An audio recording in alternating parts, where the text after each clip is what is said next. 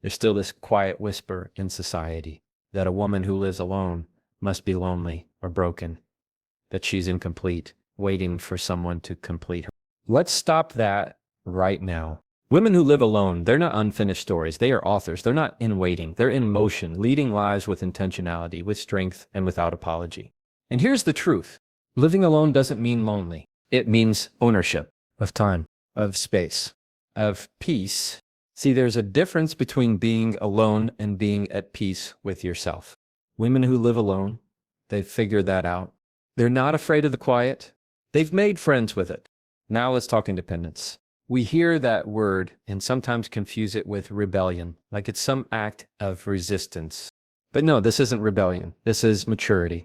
It's a woman who knows what she wants, and more importantly, what she won't tolerate. She doesn't settle. Not for comfort, not for appearances, not for the fear of being alone. She would rather protect her peace than perform in a partnership that drains her. And that takes courage. And let's clear this up too. She's not anti-love. She's not anti-relationship. She's pro-alignment. And if love walks through the door and meets her where she is, not above her, not beneath her, but with her, she'll open that door. But she's not chasing. She's choosing. On her time, on her terms. So here's what I'll leave you with. The truth about women who live alone without a man, they are not broken. They are not bitter. They are not lonely. They are bold. And they've made one of the hardest, most radical decisions anyone can make. To live fully, freely, and fearlessly without needing anyone to validate their worth. That's not weakness. That's power. And that's the truth. There's this idea floating around, and it's subtle, but it's there, that when a woman lives alone, something must be wrong. People won't say it directly, but they'll imply it. They'll ask questions like, aren't you scared being all by yourself? Or don't you want someone to come home to? They'll dress it up as concern, but underneath it, there's judgment, doubt, even a little pity. But here's what most people miss, and it's something we need to start saying out loud. Living alone doesn't equal loneliness.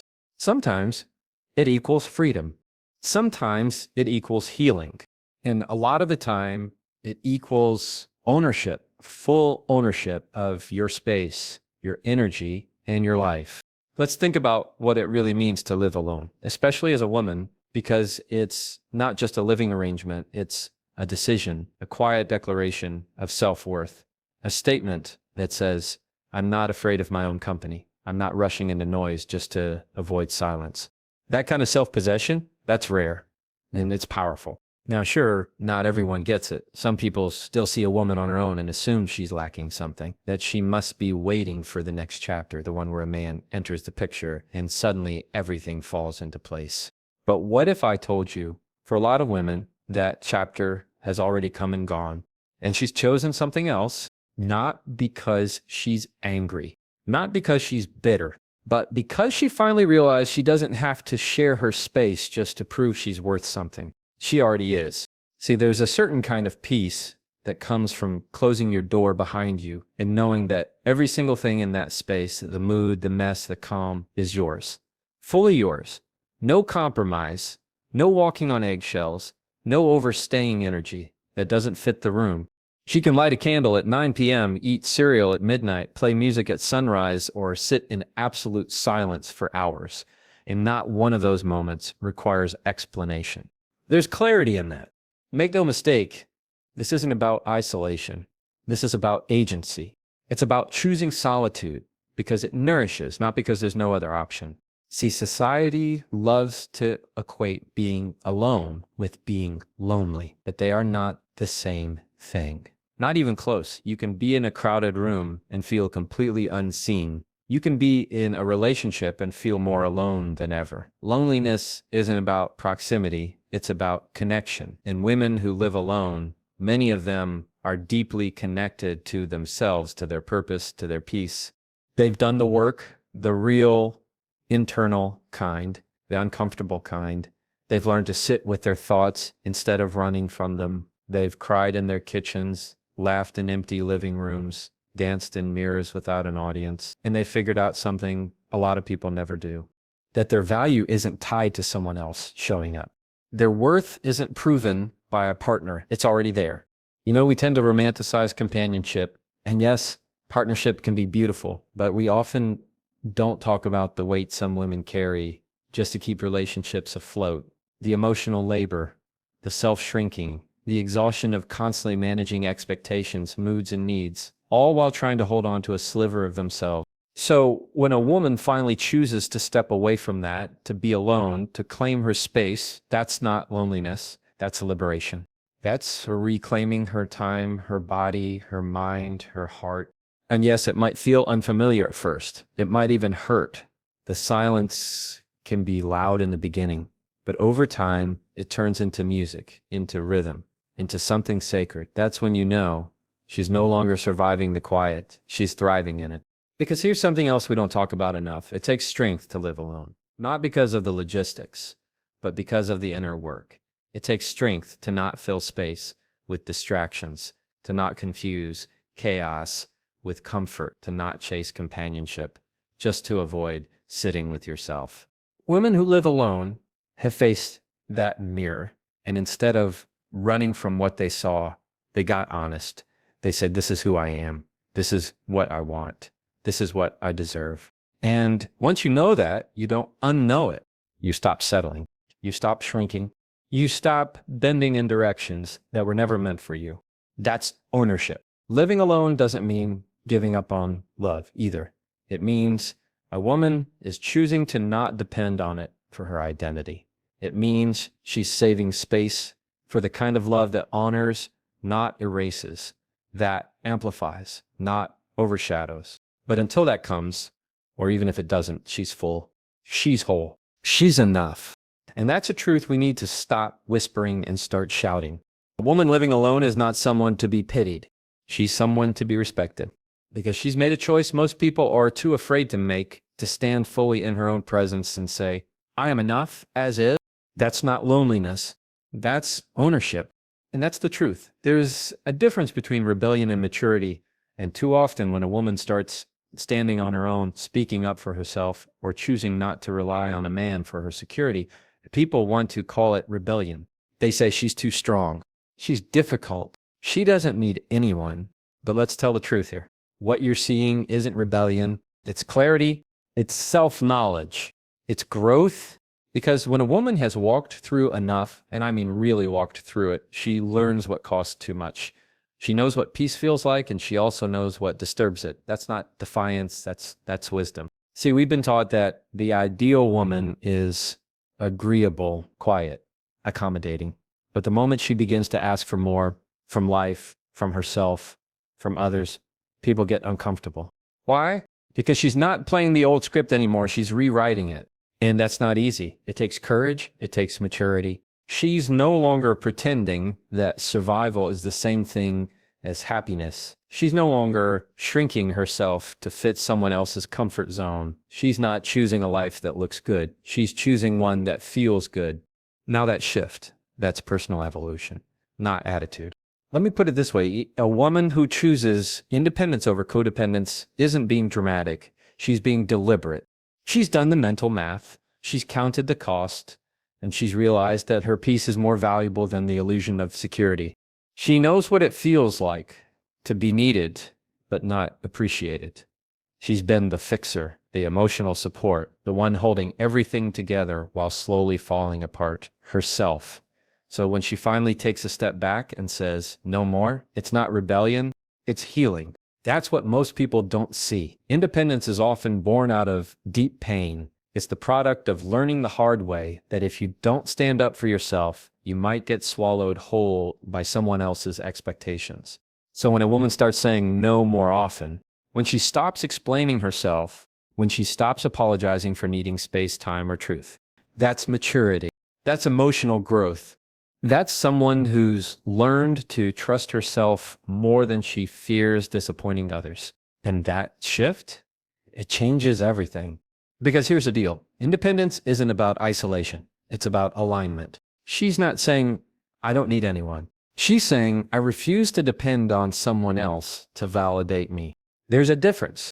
That means she can walk beside someone, love deeply, show up fully, but she won't beg, bend, or break just to keep someone around. If the relationship is lopsided, if it demands her silence, her energy, or her identity, she'll walk away. Not because she's cold, but because she's clear. Clarity doesn't always look loud. Sometimes it's quiet. It shows up in the way she moves, how she no longer explains every decision, how she no longer overfunctions just to keep others comfortable. She's no longer performing. She's present. She's grounded. That's maturity. See, true independence is peaceful, not angry, not combative. It doesn't have to prove itself. It doesn't walk into the room demanding attention. It just is. It shows up in the way she knows herself, in the way she protects her energy, in how she creates boundaries, not to keep people out, but to keep herself intact. There's a difference between building walls and building standards. Women who've grown into independence understand that. They don't block love, they just won't let it in if it comes with conditions that ask them to disappear. And that's where maturity really kicks in knowing that it's okay to be alone for a while, rather than be in something that asks her to trade her self-respect for companionship. Because here's the thing, settling isn't noble. Losing yourself isn't love. She's not out here trying to prove she's better than anyone. She's not playing a game. She just knows what happens when you betray yourself too many times, and she refuses to go back there. Now, of course, this makes some people uncomfortable because independent women break patterns. They disrupt cycles, they ask different questions, and when you're used to control or codependence or outdated gender roles, independence looks like defiance. But the truth is, it's not defiance, it's development. She's no longer reactive, she's intentional. She knows how to self-soothe, how to sit with discomfort, how to process emotion instead of dumping it on someone else. She's not perfect, but she's accountable. And you can feel that when she walks into a room. You feel the steadiness. You feel the strength that doesn't shout. That kind of independence doesn't push people away. It just filters them. Because here's the bottom line. She doesn't fear being alone. She fears being drained. She doesn't fear solitude. She fears losing herself again. So no, she's not rebelling. She's evolving. She's doing the slow, steady, unglamorous work of becoming her own anchor. She's rewriting the story that told her she had to be rescued. She's learning that safety isn't always found in someone else's arms. Sometimes it's found in silence, in stillness, in self-trust. That's not rebellion. That's maturity. And that's the truth. Let's take a moment and talk about something that doesn't get said enough. Not every woman wants to perform. Not every woman wants to live in a constant state of look at me, approve of me, or choose me. Some women, especially the ones who live alone, who've carved out a life on their terms, they're done with performance. They've chosen something quieter, something deeper. They've chosen peace. And to some people, that might not make sense. We're used to a culture that rewards noise, that expects women to always be on, smiling, available, desirable, achieving, pleasing, performing. But peace doesn't care about applause. Peace doesn't need an audience. It's not about what other people see. It's about what you feel when no one's watching. And women who live alone, many of them have stopped performing for approval.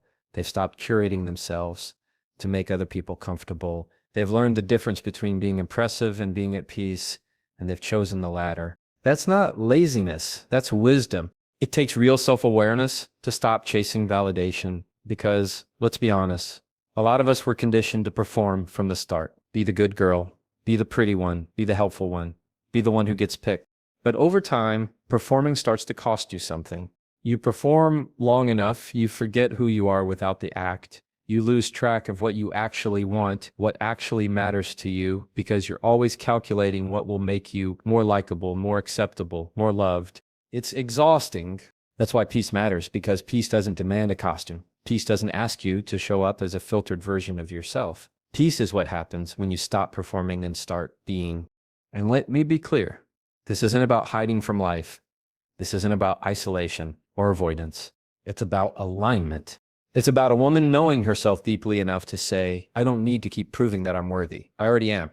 That mindset, that's not something you find out in the spotlight. That's something you discover in the quiet. In those early mornings when the house is still, in those evenings when no one's calling, in those ordinary, unpolished moments where you stop trying to be anything and you just are That's where peace lives.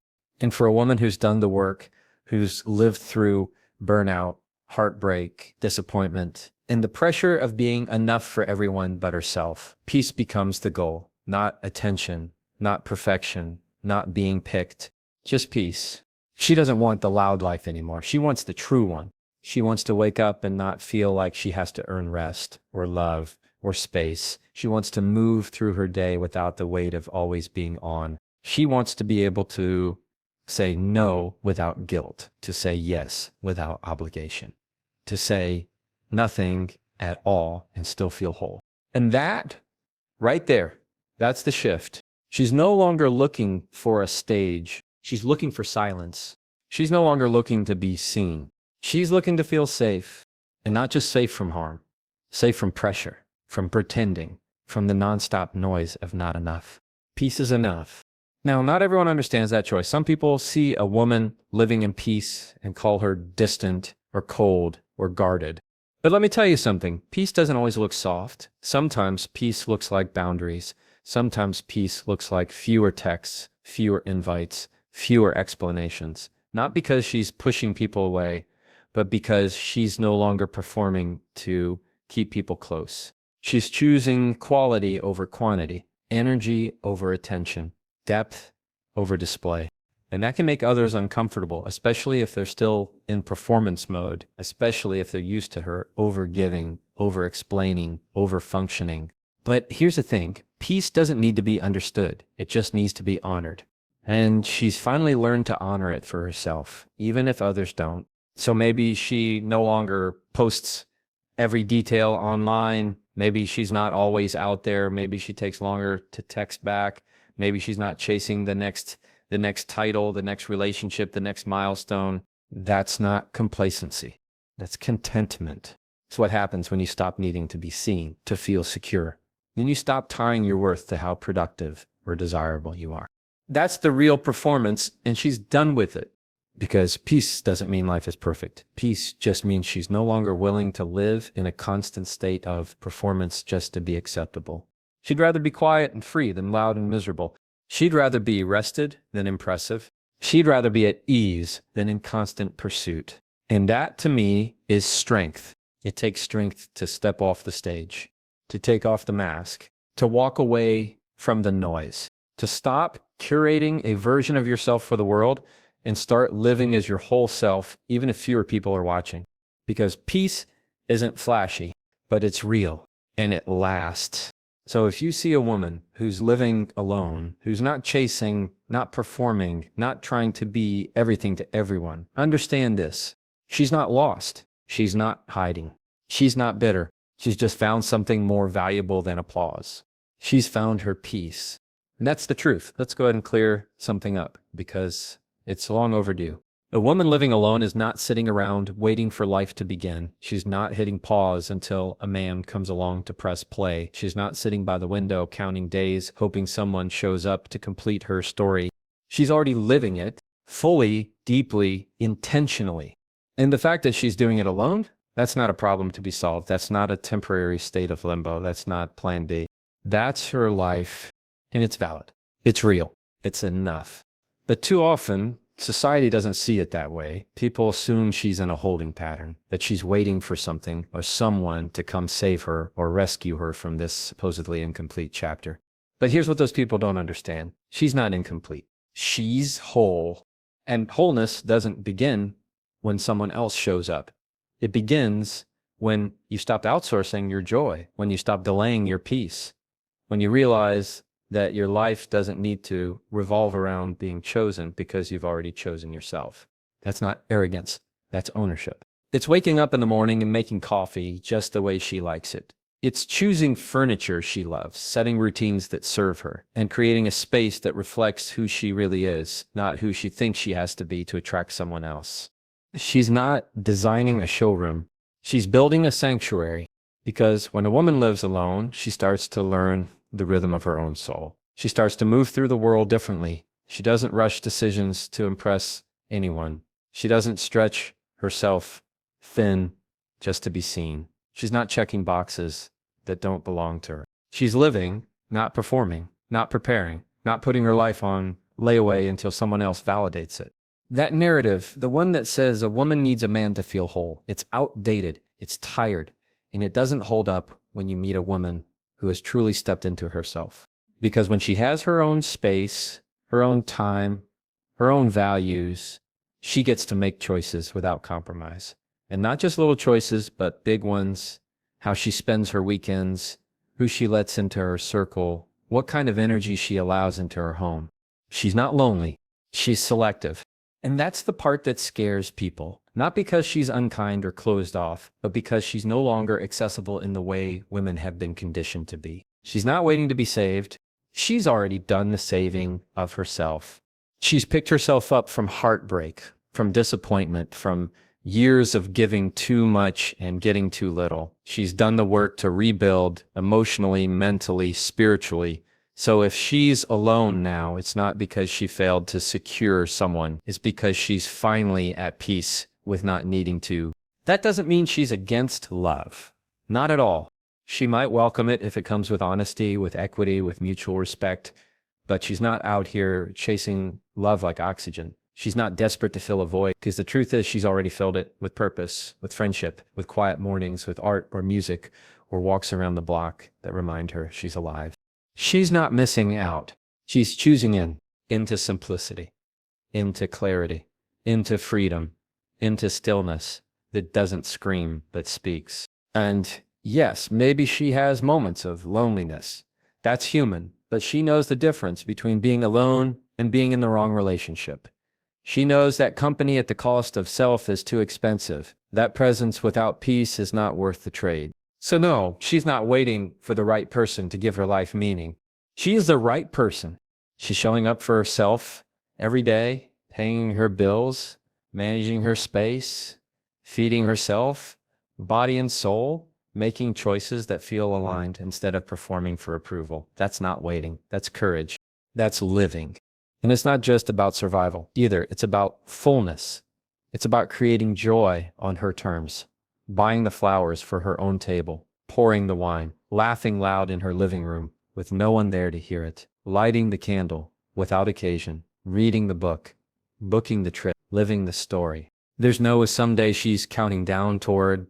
She's not waiting for life to begin. She's already in it. And she's not proving anything either. Not to her parents, not to her friends, not to some stranger on the internet who wonders why she's still single. She's not a puzzle to be solved. She's not a half-finished sentence. She's not on pause. She's not waiting for someone to come write her story. She's already writing it herself, one quiet, powerful chapter at a time. So if you see a woman living alone and she's not rushing, not settling, not explaining, don't assume she's lacking anything. She might just be the freest person in the room because she's not waiting to be chosen. She's already chosen peace. She's already chosen purpose. She's already chosen herself. And that's not loneliness. That's not avoidance. That's not defiance. That's a woman who's fully alive. And that's the truth.